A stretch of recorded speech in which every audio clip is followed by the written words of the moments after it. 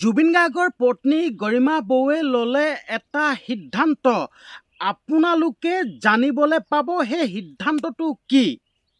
আপোনালোকক এই ভিডিঅ'টোত কৈ দিম।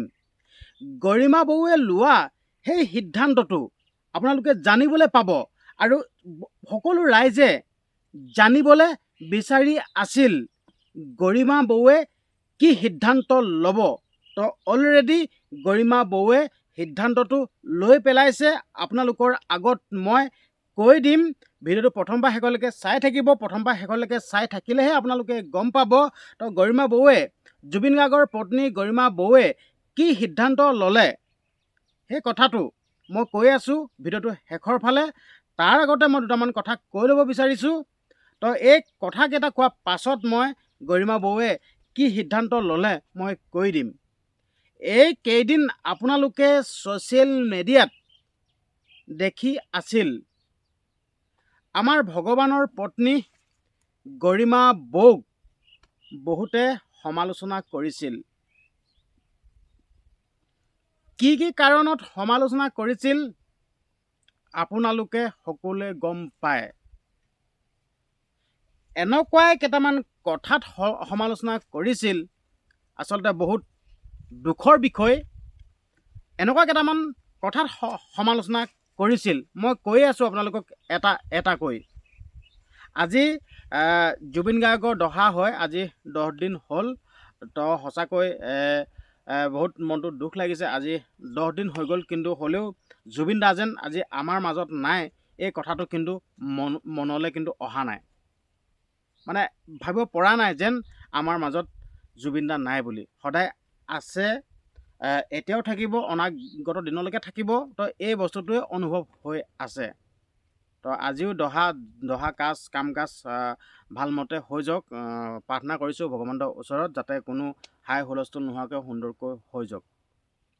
তো গৰিমা বৌক এনেকুৱা কথা কেইটামান কৈ সমালোচনা কৰিছিল বহুতে। মই নাম ল'ব বিচৰা নাই, বহুতে কৰিছিল সমালোচনা। তো মই সেই কথাকেইটা ক'ব বিচাৰিছোঁ। গৰিমা বৌৰ চাদৰ মেখেলা জোক লৈ সমালোচনা কৰিছিল। গৰিমা বৌৱে লৈ থকা হীৰৰ সেন্দুৰ ফুটটোক লৈ সমালোচনা কৰিছিল। আৰু গৰিমা বৌৱে এটা ফেচবুক লাইভ আহিছিল, আৰু ফেচবুক লাইভ আহি পৰিস্থিতিক নিয়ন্ত্ৰণ কৰিবৰ কাৰণে, মানে সেই সময়ত এনেকুৱাই দুটামান পৰিস্থিতি মানে সন্মুখীন হৈ গৈছিল। মানে গৰিমা বৌ ঘৰত যিহেতুকে জুবিন দা আহি পোৱা নাছিল, আৰু আহি নোপোৱা ক্ষেত্ৰত মানে বহুতো হাই হুলস্থুল হৈছিল। আৰু সেইখিনি নিয়ন্ত্ৰণ কৰিবৰ কাৰণে গৰিমা বৌৱে মানে কেইজনমানৰ অনুৰোধত গৰিমা বৌৱে এটা ফেচবুক লাইভ আহিল, আৰু ফেচবুকটো লাইভ আহি দুটামান কথা কৈছিল। আপোনালোকে জুবিন দাক আহিব দিয়ক, জুবিনক আহিব দিয়ক, আপোনালোকে জুবিন দাক ভালদৰে বিদায় দিব, আৰু লগতে সিদ্ধাৰ্থক আপোনালোকে একো নকৰিব, এনেকুৱা ধৰণৰ দুটামান কথা কৈছিল। আৰু সেই ক্ষেত্ৰতো বহুত লোকে গৰিমা বৌক সমালোচনা কৰিলে। তো মই এতিয়া প্ৰথম কথাটো ক'ব বিচাৰিছোঁ দেই।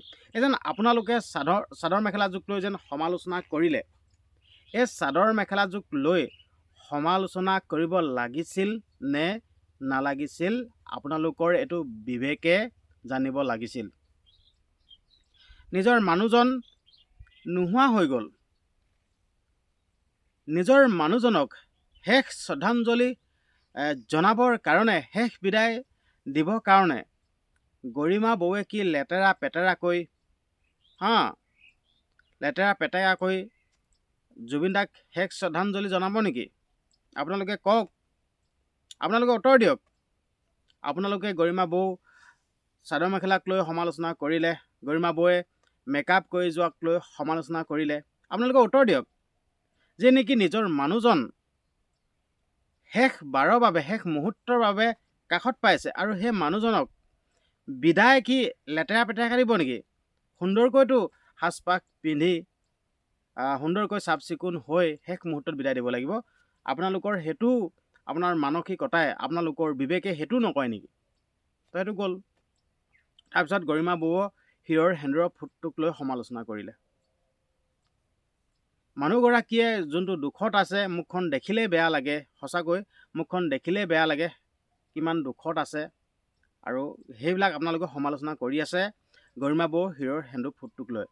তো মইতো কওঁ গৰিমা বৌৱে সদায় হিৰ' ফুটটো লৈ থাকক। যদি গৰিমা বৌৱে সদায় হিৰ' ফুটটো লৈ থাকিলে মানে যদি লৈ থাকে, তেতিয়া আমি জুবিন দাক জীৱিত অৱস্থাত পাম। কাৰণ কেলৈ গৰিমা বৌ কপালত যদি ৰঙা ফুটটো যদি জিলিকি থাকে, তেতিয়া আমি জুবিন দাক জীৱিত অৱস্থাত পোৱা নিচিনা লাগিব, অনুভৱ হ'ব। আৰু লগতে গৰিমা বৌ সেই হিৰ' ফুটটো লৈ থাকিলে জুবিন দাক সদায় কাষতে পোৱা নিচিনা লাগিব। আৰু এই কথাটো আপুনি ক'ব নালাগে নহয়, আপোনালোকে ক'ব নালাগে নহয় যেন গৰিমা বৌৱে হিৰ' ফুটটো কেলৈ লৈ আছে, হিৰ' ফুট ল'ব নালাগে, এইটো ক'ব নালাগে নহয়। গৰিমা বৌ নিজৰ কথা, এইটো নিজৰ স্বাধীনতা বোলা বস্তুটো আছে। এতিয়া আপোনালোকৰ যোনসকলে সমালোচনা কৰিছে, আপোনালোকৰ কথা মতে গৰিমা বৌৱে হিৰ' ফুট নল'ব বা হিৰ' ফুট মচি দিব, আপোনালোকৰ কথা মতে কৰিব নেকি? যেতিয়া নিজৰ মানুহজন মৃত্যু হয়, তেতিয়া মানুহগৰাকীয়ে কাপোৰৰ পৰা আদি কৰি চাল চলনৰ পৰা আদি কৰি হিৰৰ সেন্দুৰ ফুট চুট গোটেইখন মহাই পেলাব লাগে। আৰু যেতিয়া মানুহ এজনৰ পত্নীগৰাকী যেতিয়া ঢুকাব, মানুহজনে কি সলায়? কিবা সলায় নেকি? নসলায় নহয়। তাৰমানে মাইকী মানুহৰ ক্ষেত্ৰত মানে সেইবিলাক মানে ৰুল ৰেগুলেশ্যন আছে, কিন্তু পুৰুষজনৰ ক্ষেত্ৰত নাই। আপোনালোকে সেইটো ক্ষেত্ৰত সমালোচনা কৰিলে, এইটো ক্ষেত্ৰত সমালোচনা কৰিবলৈ আপোনালোকক অধিকাৰ দিয়া নাই। আৰু তৃতীয়তে কৰিলে সিদ্ধাৰ্থক বোলে বচাবলৈ উলিয়াই আমুকে তামুকে। আৰে বাবা, জুবিন দা আহি পোৱাহি নাই। পৰিস্থিতিটো নিয়ন্ত্ৰণ কৰিবৰ কাৰণে আৰু লগতে যি হাই হুলস্থুল হৈ আছিল ন, সকলো উত্তেজিত হৈ আছিল, সেই বস্তুটোক নিয়ন্ত্ৰণ কৰিবৰ কাৰণে গৰিমা বৌৱে এটা লাইভ আহিল। সেই বস্তুটো আপোনালোকে ভালহে পাব লাগে। আৰু কি গৰিমা বৌৱে নিজৰ মানুহজনক হেৰুৱালে আৰু নিজৰ মানুহজনক লগত যোনটো কাণ্ড সংঘটিত হৈ গ'ল, কি সেই কথাটো কি একেবাৰে সাধাৰণকৈ ল'ব নেকি? নিশ্চয় তদন্ত বিচাৰিব।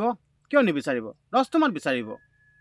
আপোনালোকে সেইটো ক্ষেত্ৰত সমালোচনা কৰিল। তো আচলতে এইকেইটা কথা আপোনালোকে সমালোচনা কৰি গৰিমা বৌক মনত বহুত দুখ দিলে। কিন্তু গৰিমা বৌ যেন ভগৱানৰ পত্নী, গৰিমা বৌ ইমানে ধৈৰ্য শক্তি আছে, আপোনালোকে এইখিনি কৈও আপোনালোকে গৰিমা বৌক আপোনালোকে দুৰ্বল কৰিব নোৱাৰে। আৰু ময়ো ভগৱানক প্ৰাৰ্থনা কৰিছোঁ গৰিমা বৌক শক্তি দিয়ক। গৰিমা বৌক ইমানে শক্তি দিয়ক নহয়, এইবিলাক দুখৰ লগত, এইবিলাক কথাৰ লগত যুঁজিব পৰাকৈ শক্তি দিয়ক। তো মই এতিয়া আপোনালোকৰ আগত ক'ম গৰিমা বৌৱে কি সিদ্ধান্ত ল'লে। গৰিমা বৌৱে এনে এটা সিদ্ধান্ত ল'লে যি আপোনালোকে সমালোচনা কৰি থকাৰ ভিতৰৰে এটা সিদ্ধান্ত কথাই মানে সিদ্ধান্ত ল'লে। গৰিমা বৌ আৰু পৰিয়ালবৰ্গই কেছ ৰুজু কৰিলে। গম পালে? এনে এটা সিদ্ধান্ত ল'লে। এই সিদ্ধান্তটোৰ কথাই ক'ব বিচাৰিছিলোঁ। গৰিমা বৌ আৰু পৰিয়ালবৰ্গই কেছ মানে এজেহাৰ দিলে, তদন্ত কৰিবৰ কাৰণে এজেহাৰ দিলে। মই আপোনালোকক ক'ব বিচৰা গৰিমা বৌৰ সিদ্ধান্তটো এইটোৱে আছিল। গৰিমা বৌ আৰু গৰিমা বৌ পৰিয়ালে কেছ ৰুজু কৰিছে, জুবিন দাৰ মৃত্যুৰ তদন্ত বিচাৰিছে, দোষীক শাস্তি দিবৰ কাৰণে, দোষীয়ে শাস্তি হ'বৰ কাৰণে এজেহাৰ দিছে। গম পালে? আপোনালোকে সমালোচনা কৰি আছিল। আৰু গৰিমা বৌক মই ধন্যবাদ জনাইছোঁ। আজি আপুনি এজেহাৰ দিছে আৰু লগতে আমিও সদায় লগত আছোঁ। জুবিন দাক ন্যায় দিব লাগিব, ন্যায় নিদিলে নহ'ব, আমি ন্যায় দিবই লাগিব। আৰু জুবিন দাই ন্যায় পালেহে আত্মাৰ শান্তি হ'ব। ধন্যবাদ।